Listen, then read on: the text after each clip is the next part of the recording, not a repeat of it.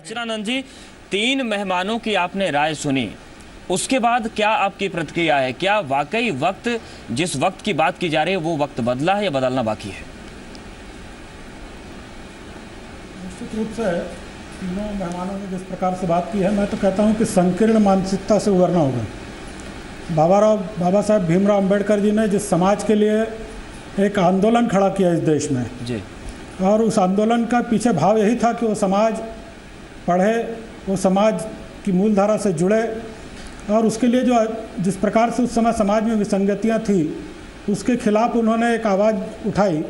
और जिसकी परिणति हुई संविधान का निर्माण उन्होंने किया। उस संविधान में भी उन्होंने इन सब बातों का उल्लेख किया, देश को एक दिशा दी। तो ऐसे एक महापुरुष को आज़ादी के बाद से आज तक उनके 150वीं जन्म शताब्दी तक और जो भी सत्ताधीश रहे उन्होंने इस उनके अनुयायियों को केवल वोट बैंक के रूप में इस्तेमाल किया, उनको वोट बैंक माना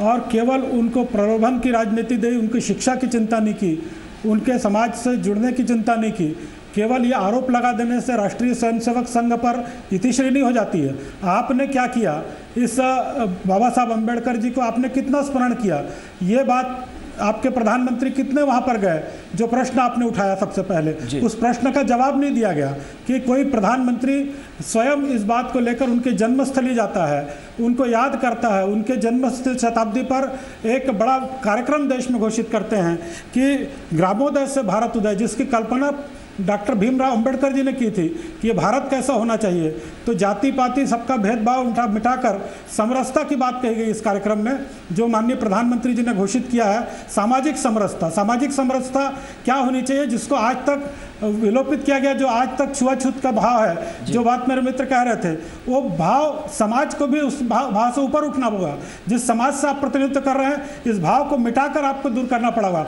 राष्ट्रीय स्वयंसेवक संघ की बात कर रहे हैं, मैं तो कहता हूं कि राष्ट्रीय स्वयंसेवक संघ इस देश का सबसे बड़ा उदाहरण सामाजिक समरसता का। जहां न कोई जाति पूछी जाती है, वहां न कोई धर्म पूछा जाता है, वहां पर डॉक्टर भीमराव अंबेडकर जी स्वयं जो है, जब राष्ट्रीय स्वयंसेवक संघ के संघ शिक्षा वर्ग में आए तो उन्होंने कहा कि जिस विषमता के लिए महात्मा गांधी जी आए, उन्होंने इस बात को कहा कि जिस बात को लेकर हम आंदोलन कर रहे हैं, उस बात को आप तो उस बात को लेकर जो है आप यहाँ पर जिस प्रकार से न कोई जाति पाति पूछ रहे हैं, ठीक है, मतलब एक साथ बैठकर भोजन कर रहे हैं, तो सामाजिक समरसता जो है, हर पक्ष का विश्लेषण करना होगा।